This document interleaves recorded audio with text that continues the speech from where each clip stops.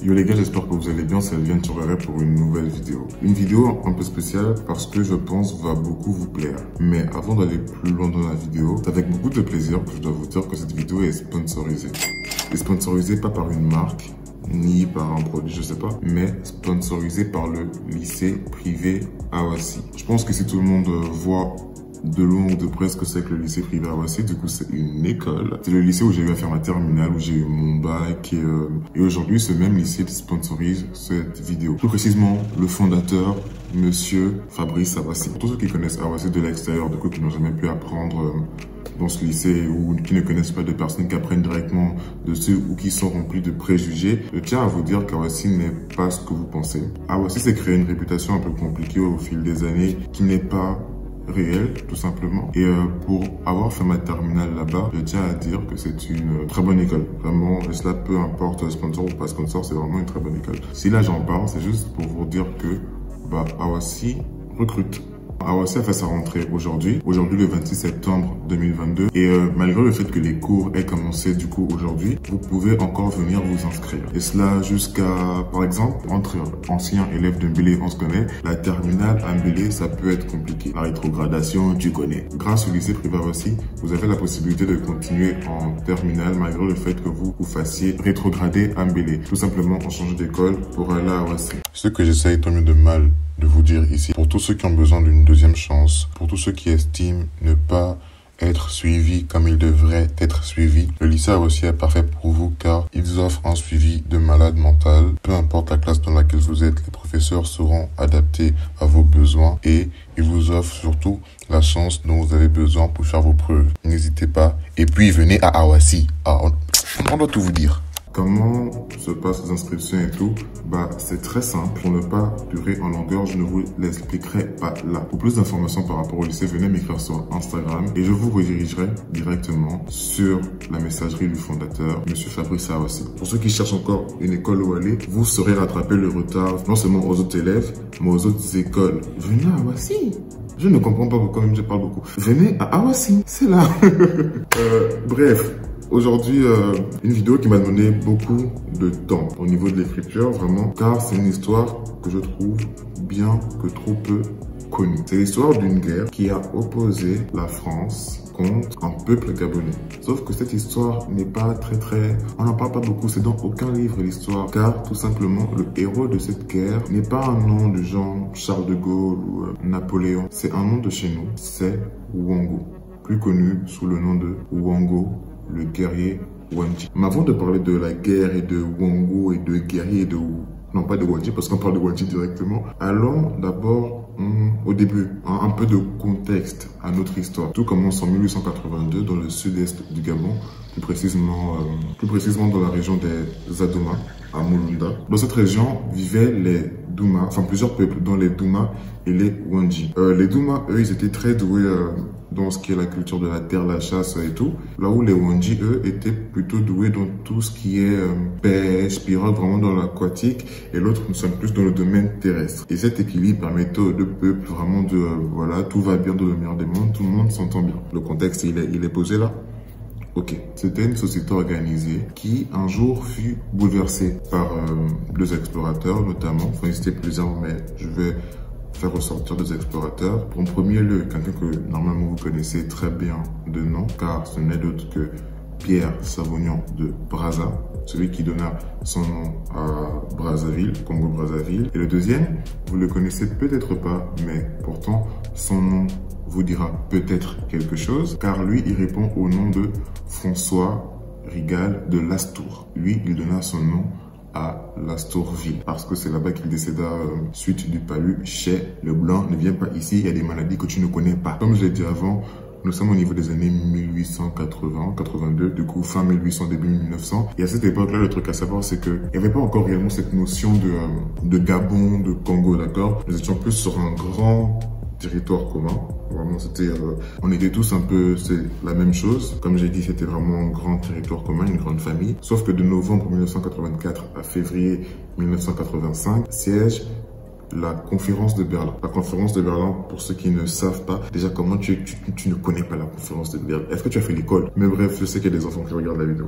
C'est une conférence où des chefs de pays européens, d'accord, s'étaient réunis à Berlin pour tracer des limites aux pays africains. C'est pour ça que beaucoup de pays africains ont des limites très droites, vraiment, qui ont l'air d'être tracées à la règle, parce qu'elles ont été tracées à la règle. C'était des hommes blancs comme ça qui se sont dit la partie là me plaît, du coup je fais ça comme ça là, et puis c'est pour moi. Et pour la petite anecdote, suite à cette conférence, du coup, le Gabon n'avait pas trop la forme que nous lui connaissons aujourd'hui. Le Gabon ressemblait plus à ça. Comme vous pouvez le constater, il nous manque une partie de nous. Où sont les Tékés? Le Haut-Togo, tout ça appartenait au Congo et ça s'appelait le Moyen Congo. Mais là, le Congo français, parce que le Congo français et le Congo belge. Sauf qu'après, ça a été redessiné. Je sais pas trop pourquoi. Pour revenir aux explorateurs, ils représentaient la France. Vraiment, ils représentaient la France. Et nous, les explorateurs, ont permis à la France de mieux s'implanter sur le territoire africain et de mieux le gérer directement sur place. Qu'est-ce que j'entends dire par gérer? Ils ont établi de nouvelles règles, notamment des règles, que des règles qui vont dans leur sens, hein. Des travaux forcés et un système d'impôts à payer par les Africains. C'est fou ça. Ceux qui s'opposaient à ça étaient emmenés au cachot d'isolement. C'est un cachot qui était près d'un marigot comme ça. Et tu pars mourir là-bas parce que tu refuses de travailler contre ta volonté. Qui es-tu pour avoir une volonté? Ils sont fous, c'est noir. Travaille parce que j'ai dit que tu travailles. Oui, je suis l'homme blanc et toi tu es le noir. Bref, t'as capté l'idée. Les Douma, comme je l'ai pas dit plus haut vu que j'ai confondu les deux, les Douma étaient très doués dans le domaine aquatique, vraiment dans la conception de pirogues. Ils maîtrisaient le goût, ils savaient comment traverser et tout. Les colons avaient besoin de faire passer les trucs parce que c'était parfois compliqué par voie terrestre et tout. Il fallait faire traverser des choses et c'était les Douma qui étaient en charge de cela. C'était les Douma qui maîtrisaient l'ogoué, l'eau, la pêche, tout ça. Douma, poisson, sirène. Ok. Et le truc à savoir, c'est que là, vraiment, nous sommes sur le domaine de l'esclavage. Du coup, ils étaient maltraités. Personne n'aime être maltraité. Les Douma, vraiment, ça les énervait. Ils sont maltraités. Ils étaient libres, ils faisaient ce qu'ils voulaient. Et puis, pouf, ils deviennent esclaves. On est où, là, vraiment? Ce que les colons réglaient très vite à coups de fouet, radical slash. Tu veux avoir une volonté, on t'a dit non. Coup de fouet. Et les Douma, ils ont une réaction folle, incroyable, radicale. Pour se venger de ce...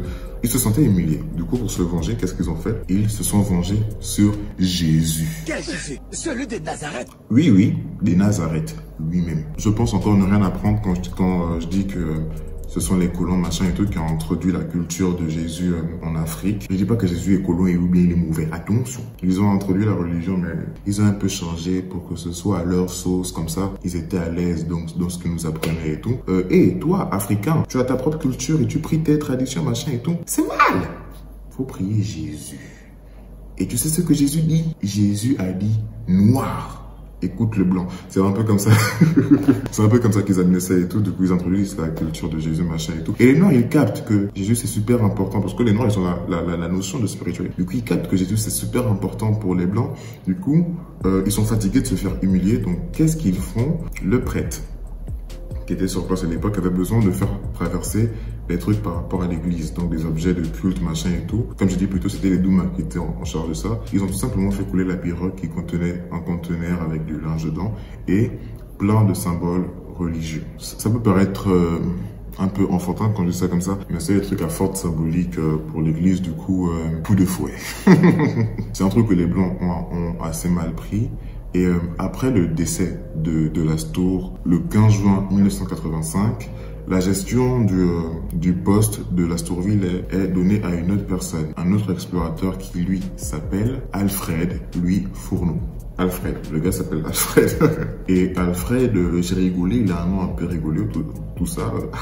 Alfred, il rigole pas du tout. Vraiment, Alfred, il rigole pas du tout avec les nègres. Il vit très mal l'épisode où le petit Jésus a été renversé dans le rouet là. Il a décidé de gérer lui-même les machins, la circulation. Il a décidé de gérer lui-même la circulation des pirogues, machin, depuis la terre ferme, donc depuis le poste, machin, longue vue comme ça. Est-ce qu'ils vont bien, machin? Plus de coups bas avec notre ami, non pas notre ami, avec Alfred, vraiment. Cette partie, entre guillemets, du coup, ce sont les dires de là-bas. Ils ont renversé Dieu dans le bouet. Mais ils sont malades, ces noirs-là. Le terme, ça christianiser. Vraiment, ils devaient christianiser les noirs et tout. Et de voir que on veut vous apprendre un truc, vous respectez pas, vous noyez Dieu. Mais il sait pas nager. Il n'y a qu'un seul Dieu. Et c'est pas le lieu qui est tombé dans l'eau. Et tout ce mauvais traitement, machin et tout, la rigueur de Alfred envers les Douma a le mérite de révolter un petit peuple qui encore et encore résiste à l'envahisseur français, les Wandji. Enfin, il y avait les Wandji travaillaient aussi pour le compte de la France et tout, mais il y avait il y avait une partie rebelle dans le, ça c'est pour imager la partie rebelle, le clan des Wandji. Et ils n'étaient pas trop d'accord avec le mauvais traitement qu'on faisait à leur frère Douma. C'est alors que dans Chef Wandji naquit une rébellion. Ils font quoi les White là? Moi, je suis pas d'accord avec ça. Vraiment, j'imite trop bien les gens. Dans Chef Wandji qui s'appelait Bamba, naquit un mouvement de rébellion et il voulait faire une alliance avec un autre peuple qui était les Kélé. Sauf qu'avant que tout ça ne puisse réellement être mis en place, bah, il y avait des mouchards dans le machin et tout. Et tout ça est arrivé aux oreilles de la France.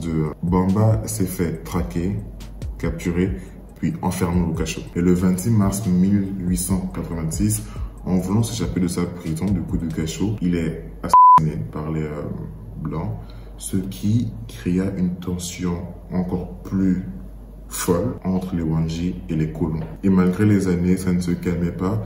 Et nous étions même prémices d'une guerre, vraiment des tensions énormes. Il fut un temps où les Wandji ont élu un nouveau chef. Je pense qu'il y a eu d'autres entre-temps, mais bon. Parce que c'est quelqu'un qui a su faire ses preuves. Il est jeune, mais déjà vraiment un boss de fou. Petite anecdote. Alors qu'un groupe de colons était en route pour asservir une famille liée au Douma, il passait par les forêts, machin et tout. Par l'endroit où il passait, il y avait cet homme, justement. Il vient en colon et le gars, il est en train de marcher. Vous voyez la cola? Oui, vous voyez la cola. Qu'est-ce qu'il a fait en voyant le monsieur blanc? Je vous le donne en mille. Sur le White House. Comme ça là. Il s'est fait attraper et fouetter. Tout simplement. Suite à cet acte, bah, popularité de malade, tout le monde a entendu parler de ce chef, de cet homme qui répondait au nom de, je vous le donne en mille, Wango. Wango. Après sa punition, il s'est dit que trop c'est trop, vraiment. Quoi? Je me fais fouetter à la chicotte parce que j'ai craché sur ce monsieur. Il alla se cacher dans ses terres. Il commença à réfléchir à un plan de vengeance. Le gars, il est sanguinaire, vraiment. Il n'a pas votre temps. Et il a conscience qu'il peut rien faire tout seul. L'union fait la force. Il a besoin de ses frères. Alors il réussit à réunir des chefs de tribus de Bambikani. Est-ce que je l'ai bien dit? Je l'ai bien dit, car tous étaient révoltés par le traitement des Blancs et tout, dont deux chefs qui deviendra ses alliés, vraiment serait terre d'armes. D'un côté, nous avons Lissibi et de l'autre côté, nous avons Barimbi. Est-ce que je l'ai bien dit? Oui. Et grâce à cette collaboration-là avec Lissibi et Barimbi, ils arrivent à stopper le ravitaillement en nourriture du poste de l'Astorville. Ils ne mangent plus. Et ça, pour les colons, c'est un problème. Bah, faut manger pour vivre. Et le commandant Turenne, ou Turenne, je sais pas comment on prononce ça, qui était le chef armé du chef de district, du coup, je pense le bras droit, le poteau Alfred, là, ne va pas laisser passer ça. Sauf que de son côté, Wango, il est loin d'imaginer que son acte, là, de priver les Blancs de nourriture, va déboucher sur une guerre armée contre la République française, rien que ça. Sauf que Wango, il n'a pas peur, c'est pas un enfant de cœur non plus. Il est prêt à prendre les armes, s'il le faut. Il n'est pas là juste pour embêter les Blancs, il veut s'en débarrasser. Ça prendra le temps que ça prendra, mais il veut plus de... Ils n'ont pas à commander sur les terres de lui et ses frères. De ses frères et lui, sur les terres de ses frères et sur leur maison. La France décide alors de finir avec ce problème. Après plusieurs grabules, machin, plein de trucs, de coups, de Wango. Et de son côté, Wango, lui, c'est devenu une vraie tare, je sais pas comment dire ça. Un exemple de rébellion. Wango, c'est devenu vraiment le symbole de la liberté, de la rébellion, de on ne se laisse pas faire par les Blancs. Et tellement Wango embêtait les Blancs, machin, et tout, c'était devenu un vrai symbole de machin. Ça força le commandant Turenne à faire un traité de paix avec Wango. Mais dans le SIA, les Français étaient toujours en mode au colon de hein. Je n'ai pas eu à spécifier cela, mais Wango, il a un fils. Et un fils qui répond au nom de Mbundu. Mbundu, lui, travaille au poste de l'Astorville. Et les colons savent que c'est le fils de... Un jour, deux gars, pour amuser la galerie, tirent au fils de Wango, du coup Mbundu, en pointant une fosse, un trou, un grand trou vide, une fosse. Cette tombe est réservée au cadavre de ton père, Wango. Ce qui était une blague pour les deux fanfarons colons, Wongo l'a pris comme une menace et direct. État d'alerte. Wongo ordonne à tous les forgerons d'aller se cacher dans des grottes afin de confectionner des armes, notamment des lances et des fusils à pierre. Ça ressemble à ça, un fusil à pierre. Et de jour après jour, toujours plus de lances, toujours plus de fusils à pierre. Wongo lui-même était forgeron du coup. Pour Wongo, c'est clair. Le sang va couler. Des tranchées. Vous voyez les tranchées comme on a vu une histoire machin à la Seconde Guerre. Les tranchées sont créées au niveau des grandes pistes afin de faire des embuscades aux colons qui se baladent un peu trop loin. Des villages sont vidés, c'est-à-dire que Wongo il va dans les villages et il dit aux villageois de se cacher dans la forêt afin qu'ils soient loin des combats qui auront lieu. Et du côté de nos amis colons, ils avaient créé une école française machin et tout. Et vu que c'était les Douma qui étaient plus sages, tous les ressortants de l'école étaient des Douma. Et ceux qui ressortaient de l'école française, on les voyait plus intelligents machin et tout. Du coup, ils occupaient des postes un peu plus importants, prestigieux, je vais dire. Dont un qui s'appelait Albert Samba. Albert Samba était devenu interprète pour les colons. Il était payé à 100 francs. Je sais pas trop ce que ça valait à l'époque, machin, avec l'inflation, tu connais.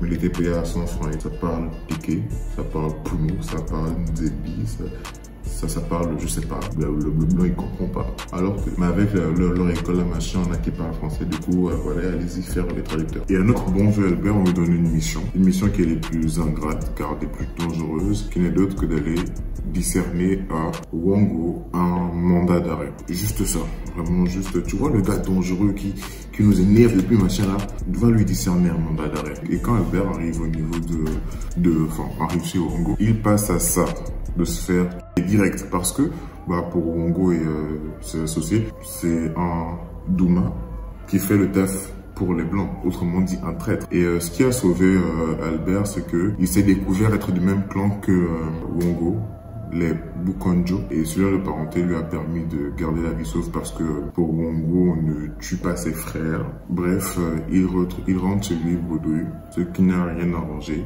Il y a eu lieu plusieurs affrontements, je vous explique. Les Français envoyaient des troupes afin d'attaquer Wongo, sauf que ils allaient en territoire tout ce qu'il y a de plus ennemi. Déjà que de base, ils n'étaient pas chez eux, ils maîtrisaient pas les terres. Là, c'était pire, c'était la forêt, la vraie forêt. Image d'une forêt française, image d'une forêt gabonaise.